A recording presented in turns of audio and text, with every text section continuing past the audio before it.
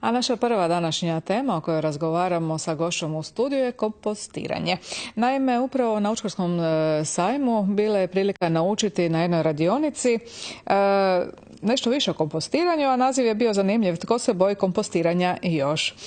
Na njima ste mogli, inače imaju takve radionice, dakle na njima možete naučiti koje su najčešće pogreške prilikom kompostiranja, na kojim se sve mjestima to može činiti, koji otpad možete unutra stavljati i iskoristiti dakle u kompostoru. S nama je Dijana Kovačić, predsjednica udruge Žmergo. Srdačan pozdrav, dobro nam došli. Hvala puno, dobro večer. Evo, o kompostiranju se dosta pričalo, međutim čini mi se da će to sad biti jedna top tema o kojoj će se više govoriti. Naime, moramo svi zajedno napraviti jedan određeni odmak od dosadašnjeg načina bavljenja otpadom iz naših kuhinja, zar ne? Tako je. Doduše, udruga Žmergo već 20 godina provodi razne radionice na temu kompostiranja, tako da što se nas tiče kompostiranje je uvijek interesantno, zato što mi u organskom otpadu vidimo resurs, način na koji možemo vratiti prirodi njezino, ali nažalost evo navike ljudi idu dosta sporo, mijenjaju se sporo i nažalost najčešće kada su ili ljudi prisiljeni ili kada ih, kako se to zna reći, udari po džepu, onda počnu, malo su motivirani da mijenjaju navike, ali koji god razlog bio u pitanju, kogod se odluči kompostirati, odluči se na taj korak, itekako smo mi uvijek jako sretni. Oni koji imaju okućnice i zelenilo, oni vjerojatno već to čine. Ono zelenje koje dakle im nije više potrebno ostavljaju kompostere ili na određena mjesta, dakle u vrtu. A što je s onima koji su u stanovima, dakle koji nemaju neku zelenu površinu gdje bi mogli staviti komposter? Može li se kompostirati upravo i u neboderima? Naravno da može. To je jedno od najčešćih predrasuda da se kompostirati može samo ako si dovoljno sretan da imaš dvorište, okućnicu, nekakav vrt. Kompostirati se može, evo čak idu do ekstrema i u jednoj staklenci. Ono što mi nekako ne zagovaramo baš staklenku i te zatvorene posude, jer je kompostiranje zapravo aeroban proces i zrak je tu zapravo jako važan, ali ono što svakako motiviramo ljude je da probaju kompostirati u kantama, u posudama, ispod sudopera, na balkonu, u hodniku, u podrumu ili gdje god već mogu i da ne moraju imati dvorište da bi kompostirali. Evo prilike da u biti uključimo i naše gledatelje, da nam se jave. Možete nas nazvati na 060-328-823.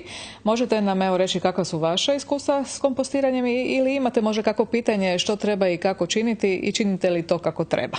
Evo dakle 060-328-823. Vrijeme je da se evo i vi uključite u našu emisiju i možete evo kao što sam rekla ili postaviti pitanje ili reći svoje iskustva. A mi ćemo sada u biti možda i pojasniti kad kažemo kompostirati što uopće znači. Kompostiranje je zapravo jedan jako prirodan proces koji se stalno događa oko nas. Lišće, voće koje pada sa stabala na zemlju zapravo trune uz pomoć zraka i zapravo se kompostira i natrag ide svoje zemlje, dakle je poteklo. Tako da zapravo vi kada bacite neku ogrizak jabuke pored puta u šumu, vi zapravo sudjelujete na neki način u tom procesu kompostiranja. Ono što evo mi zaista građana već dugi niz godina pokušavamo motivirati je da čim više svog organskog otpada koje svakodnevno proizvode u svojim domaćinstvima, da ga čim više kompostiraju iz nekoliko razloga. Zašto nam je jako kompostiranje važno samo po sebi? Važno je da prvenstveno da smanjujemo otpad koji se šalje na odlagališta otpada. I to možemo iz različitih razloga. Da li zato što smo jednostavno ekološki osviješteni, da li želimo manje račune, evo pogotovo sada već kad se uvodi taj sustav naplaćivanja odvoza prema količini otpada koji stvarate, ili jednostavno zato što u ovim proizvodima koje ćemo danas pokazati ljudima vidite nekakav resurs i želite evo biti kreativni u tom smislu. Kompostiranje je jednostavno pretvaranje svog organskog otpada u kvalitetan humus, odnosno u zemlju koju eto možemo iskoristiti da li za cvijeće, da li za vrt, ili jednostavno ako nemate ništa od toga da ga samo istresete svoju kantu ili komposter u obližnju šumu, već ste puno napravili za svoju prirodu. Postoje određena pravila što trebamo i kako i na koji način činiti da bi dobili ono što želimo, je tako? A to je nešto što možemo kasnije iskoristiti, kao što si rekla. Što imamo ovdje u staklenkama? Pa evo, donijela sam za tebe i tvoje cijenjene gledatelje nekoliko kategorija organskog otpada različitog podrijetla, nešto što sam sigurna da svi u svojim domovima koriste svakodnevno. Dobro, možda ne piljevine, osim ako imate zeca za kućnog ljubimca, ali i to se da nabaviti. Evo, recimo, ja sam svoju piljevinu nabavila u Lici, u jednoj stolarskoj radioni, kod stolara koji baš obrađuje čisto drvo. Ne želimo imati nekakvu plastiku, lakove ili nešto na tom drvetu čiju piljevinu koristimo. Evo, na primjer, počet ćemo sa onim najvažnijim. Ono što je za kompostiranje jako važno je da znate da postoje zeleni i smeđi sastojci i vi zapravo u svom kompostu radite lazanje. Zapravo je kompostiranje kao nekako kuhanje, ja je volim zvati lazanje, jer slažete u slojevima. Zeleni sloj na smeđi sloj, smeđi sloj prekrijete zelenim slojem i tako dalje. Razlika između tog zelenog i smeđeg sloja je zapravo u sastojcima. Zeleni sadrže dušik, a smeđi sastojci ugljik. I zapravo je to jedini recept koji trebate znati. Od zelenih sastojaka najvažniji su nam, evo što prepoznaješ ovdje. Koliko vidim, tu je jabuka, mrkva, je tako? Malo mi dalje, znaš. Nekakvo voće i povrće, ali tako, nekakvi ostaci. E sad, ono što je jako, jako važno, i to je možda jedna od najčešćih pogrešaka koje želimo ovako sad upozoriti naše gledatelje, da u kompost naš ne želimo ubacivati kuhanu hranu, ne želimo ubacivati masnu hranu, na primjer sireve, ne želimo ubacivati kosti, meso, riblje, ostatke ili slično. Tako je. Znači, kad nešto čistimo, onda stavljati evo tako sa strane. Ključ dobro kompostiranja, ukoliko ne želite privlačiti nekakve mirise, mušice, bubice i svašta nešto, što vam zapravo nije toliko potrebno osim glistica, koje su vam vaši saveznici, je zapravo ključ da koristite sirove namirnice, sirove sastojke, nekakvu trulu jabuku, ostatke mrkve ili slično, slobodno možete ubaciti u svoj kompost. Zatim tu imam još nekakvih zelenih sastojaka, to je, prepoznaš li ovo? Ljuska jaja. Tako je, ljuska jaja je jako, jako dobro. Zapravo je u vrtlaranju izvrsna, ona se može smrviti i baciti direktno pod naše biljke, pod naše sadnice, jako, jako korisno, ili pod kućno bilje. Tako da slobodno to iskoristite. E sad, ovo ne znam da li ćeš prepoznati, izgleda kao zemlja, ali zapravo nešto što pijemo svako jutro da se razbude. Talog kave. Tako je, talog kave koje također isto možete direktno baciti pod svoje biljčice ili pod cvijeće, ali naš kompost zapravo jako, jako voli talog od kave. E sad, kako smo mi nekako u naš taj komposter ubacili naše zelene sastojke, moramo ih pokriti sa nekakvim smeđim sastojcima. E sad, što bi to oni bili? Naravno, uvijek nam je dobro došlo malo zemlje kao nekakav aktivator, jer unutra ima mikroorganizme koji će potaknuti cijeli taj proces. Dakle, oni koji su nebodari, ima jednu vrećicu zemlje sa strane, malo i svako malo baciti. Tako, ili kad iskompostirate već jednu kantu, možete samo zadržati malo svog kvalitetnog humusa koji ste napravili kao početak za neki novi proces. Ali ono što će sigurno biti najlakše, baciti nekakvo suho lišće, slamu, ovisno o tome da li imate veliki komposter ili malu nekakvu kantu. Ono što je jako, jako bogato ugljikom je zapravo naša piljevina. I zapravo vam zauzima najmanje mjesta u stanu, pogotovo ako kompostirate na maloj površini. I zapravo ona je toliko puno ugljika da ona može prekriti 1:1. Koliko stavite zelenog, toliko zapravo stavite i smeđeg sastojka, odnosno naše piljevine. I osim nekakvih ubrusa, ako su od čiste celuloze, što imate sigurno svaki dan, ovo je nešto jako interesantno, što možda ljudima na prvu ne padne na pamet doma iskoristiti za njihov komposter. Ne znam da li ćeš prepoznat. Karton, ili? Da, kakav karton? Od čega? Karton od ambalaže. Nekoliko puta koristimo to od toaletnih rola toaletnog papira. Evo, nasjeckali smo ih na veličinu, recimo centimetar sa centimetar, je zapravo ono što želimo i što će potaknuti naš kompost da se brže raspada i razgrađuje i da što prije dobijemo taj kvalitetni humus koji želimo i da su sastojci čim manji. Ne želimo krupnu cijelu jabuku jer će njoj svakako trebati duže vremena da se razgradi. Ako ju nasjeckamo na nekakve manje dijelo, ne mora se to biti savršeno nasjeckano ko za ručak kada kuhate, ali čim manji komadi, u svakom slučaju će biti proces brže gotov. Dakle, sve ovo što je sada na stolu, sve to ide u jednu posudu. Tako je, sve to zapravo slažemo ili u jednu kantu ili jedan komposter, naravno onako kako imate. Na početku ćete obraćati možda više pažnje, omjer i slično, da se vodite nekako tom formulom, ali jednom kada krenete, kad vidite da to zapravo funkcionira, bit će vam jednostavno i edukativno. Aha, pojela sam jednu jabuku, ubacit ću jabuku, pa možda jednu šačicu piljevine i to je to. Je li bitan redoslijed što ide na dno? Pa nije zapravo nije važno. Ono što je važno da uvijek pazimo da nam komposter nikada zapravo smjesa u kompostu nikada ne bude prevlažna, ali da ne bude presuha. To možemo provjeriti jednostavno tako da tu i tamo malo zagrabimo smjesu, probamo ju stisnuti, ne želimo da se cijedi kada stisnemo šaku, da se iz njega cijedi, što znači da je prevlažan. U tom slučaju ćemo dodati malo više smeđih sastojaka. Ako nam se onako mrvi i ako je jako rahlo, zapravo treba nam malo vlage, onda ćemo ili ubaciti nekako voće ili povrće koje sadrži u sebi vlagu, ili ćemo jednostavno malo samo zaliti ili čajem ili ostatkom vode koje ste prali salatu ili krumpir ili nešto, ili jednostavno vode ako nemate ništa od toga. Ono što je također važno, osim te optimalne vlage, je da bude i temperatura. Voli kompost da mu je toplo, ali ne pretoplo. Dakle, ne baš na balkonu u zimskim mjesecima. Tako je. Mislim, može, ali će to usporiti cijeli proces raspadanja zapravo i sporije ćete dobiti humus, ono što zapravo želite dobiti.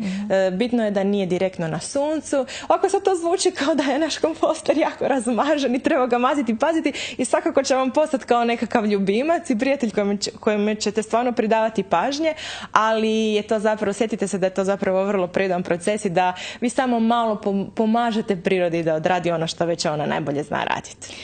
U stvari kad imamo okućnice, evo ja osobno imam jedan komposter, dakle, koji stoji na zemlji, dakle nema dno. Ali kad radimo u kući, to je posuda koja je zatvorena ili ima negdje otvore ili što? Tako je, jako dobro pitanje. Kanta koju koristimo, ja recimo na svom balkonu imam kantu koji se kiseli kupus i to je jako važno da ne bude neka plastika koja je štetna, nego probajte pronaći neku koja je namijenjena za kiseljenje hrane ili slično. Ja na dno svoje posude, koja je svakako izbušena, puno je rupa da ima dovoljno zraka, jer rekli smo jako je važno da ona ima zraka. Na samo dno stavim nekoliko grančica koje mi ipak onako malo dignu cijelu smjesu od dna, nekoliko kartona da bi zadržavala nekakvu vlagu. Želimo zapravo taj sustav drenaže da dakle, se ipak postoji sistem što ide na dno. Tako je. Mora biti nekakav sistem da ga odignemo, da ipak ne želimo da nam se taj donji dio taloži puno vode, jer onda zapravo privlače se i loši mirisi i slično i ona nije dovoljno prozračna. Tako da na početku želimo ipak na dno staviti te grančice koje će se svakako s vremenom isto razgraditi. Kasnije će to biti kada miješamo jedna kompaktna smjesa i te grančice i karton koji stavimo će se svakako razgraditi i one su dobre za naš kompost. Dakle, ako sam dobro shvatila, onda u ovaj dio priče ne bi išle nekakve kante od smeća, nekakve nešto bez rupa, nego treba imati baš nešto gdje možemo izbušiti. Tako je, običnu plastičnu kantu od 25 ili 50 litara, ovisno koliko kuhate, odnosno koliko bacate tog organskog otpada i naravno koliko mjesta, koliko prostora imate. Ako nemate puno prostora, će to biti dovoljno je kanta od 25 litara. Ja sam svoju izbušila bušilicom. Tata mi je pomogao. Dakle, ima li neugodnih mirisa prilikom samog procesa? Svaka čast na pitanju. Još jedan veliki mit koji želimo ovim putem demistificirati. Ne, kompost, ako dobro radite, ako se pridržavate pravila, ako obraćate pozornost na njega, ako ga miješate, otvarate, prozračujete, nikakvih neugodnih mirisa ne bi smjelo biti. Dakle, problem nastaje ako tu umiješamo tu kuhanu hranu i ostatke, dakle, s tanjura. Što s njima u stvari onda? U ovoj priči kad moramo to odvajati i tako? Pa uvijek idemo za tim da sve to pojedemo zapravo i da što manje hrane se baca. Tako da je eto i to jedna ljepota kompostiranja zato što počinjete obraćati više pozornost kakve namirnice kupujete, jer naravno nećete bacati u kompost koru od banane koja je itekako špricana i nije uopće pogodna za kompost. Zatim kada počinjete obraćati pozornost da su to možda neke domaće jabuke ili organske organska blitva ili slično, onda će vam biti žao bacati. Više ćete pojesti sastojaka, gledat ćete zaista na hranu kao nekakvu vrijednost. I možda početi kuhati manje porcije, onoliko koliko vam treba, da se ne baca i slično. Ali naravno, ako ostane ili ako propadne i mora se baciti, bacit ćemo naravno u kantu za smeće kao... I odvojiti u organski. Da, sada evo mene opet zanima. Dakle, ne kora od banane. Što još ne? Ne citruse. Evo recimo citrusi su puni eteričnih ulja i oni usporavaju jako proces. Tako da bi ja izbjegavala svakako na vašem mjestu citruse. Naravno nije zabranjeno, ali kažem sve će to nekako na neki način usporiti proces. Sad je bilo ljeto i lubenice, kora od lubenice to... Ma naravno, to sve apsolutno da, ali opet kažem nemojte cijelu koru, će dugo trebati, tako je, nego na nekakve manje komadiće.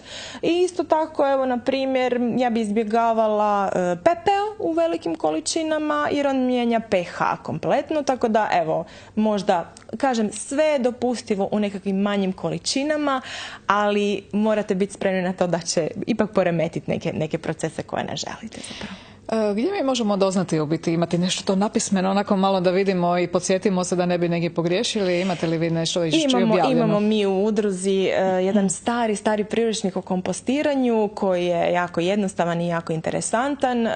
Možda pratiti malo naše web stranice, dosta imamo radionica o kompostiranju ili dapače pozvati nas u neku priliku da odradimo radionicu za sve koje to zanima, dapače.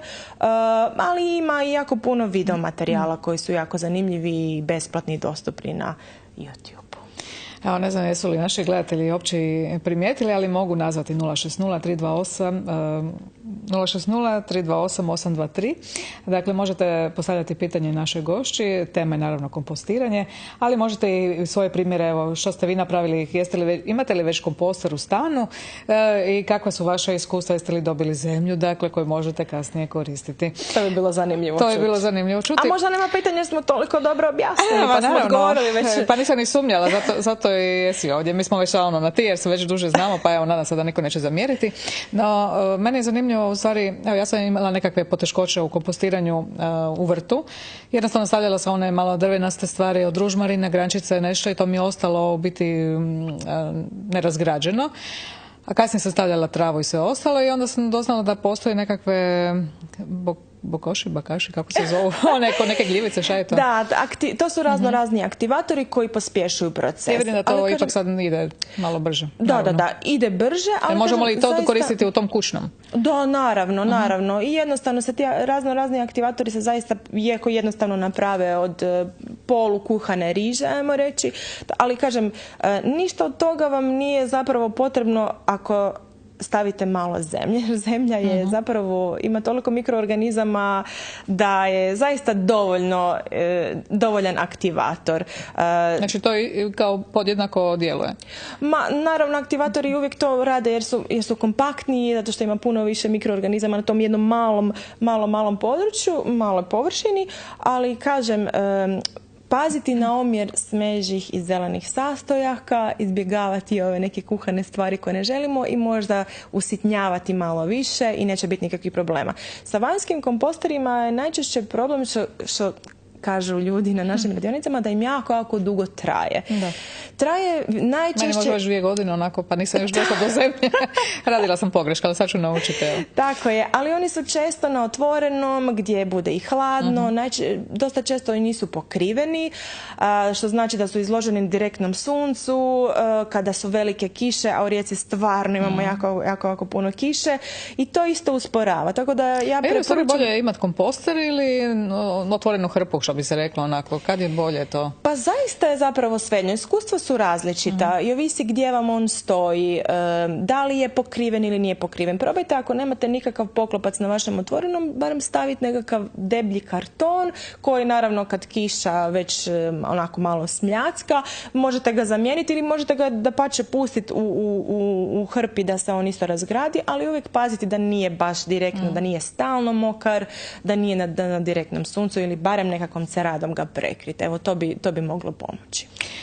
Evo, morat ću isprobati, naravno, s obzirom da od prvog, dakle, moramo svi na području Liburnije odvajati, dakle, otpad ili evo sve ono što bi trebali onako napraviti selekciju, ali evo zanimljivo, ovo za bananu nisam znala, evo, hvala na informaciji, već mi je to bilo na pameti, to brzo kao trune, ali znači nije poželjno u toj smjesi. Pa mislim, može se, nije zabranjeno, ali ako želite napraviti humus koji ćete staviti natrag u svoj vrt iz kojeg ćete uzgajati povrće koje želite konzumirati, a ne prskate, ne stavljate nikakve otrove, onda naravno nećete ni staviti nešto što je već špricano i otrovno samo po sebi da bi se kasnije razgradilo i ostalo u tom humusu iz kojeg ćete jesti svoje povrće. Tako da bi ja sugerirala čim više paziti da je to čim više organsko, čim lokalnije, tako da izbjegnemo evo razne te kemikalije koje nam nikome nisu poželjne, ni zemlji, ni našem zdravlju. Da. Pa evo možemo onda još samo reći, s obzirom da smo nekako već i pri kraju, makar sam mislila kad sam rekla da ćemo 25 minuta pričati o ovome kako nam je to ove stvari previše, ali nije. Uvijek proleti vrijeme. Vezano za zelenu čistku, 15. rujan, velike akcije. Tako je, ova godina mi što se zelene čistke tiče jako posebna. U travnju smo imali već svoju našu standardnu akciju koju evo i odgojno-obrazovne institucije, jedinice lokalne samouprave su već stvarno već 6. godinu navikli imati u travnju. Ove godine se pridružujemo 150 zemalja svijeta u globalnoj akciji World Cleanup Dayu koji je evo na jedan jedini datum 15.9. Svi volonteri diljem svijeta čiste upravo na taj jedan datum, tako da evo rekli smo da se moramo priključiti tom pokretu, tako da evo za sada ide jako dobro, već znamo da će kampanja biti nacionalna jer su nam se zaista javili iz svih županija diljem Hrvatske, tako da evo i ovu priliku koristim da pozovem sve zainteresirane da se priključe, da volontiraju, da očiste svoje barem okućnice ili svoje kvartove jer sam sigurna da uvijek u svakom kutku postoji neki dio gdje se onako stvori divlje odlagalište otpada, nitko to zapravo ne želi u svom susjedstvu i u svojoj okućnici, tako da evo iskoristite priliku da se podružite sa obitelji, sa susjedima i napravite jednu zabavnu akciju, jedan zeleni team building.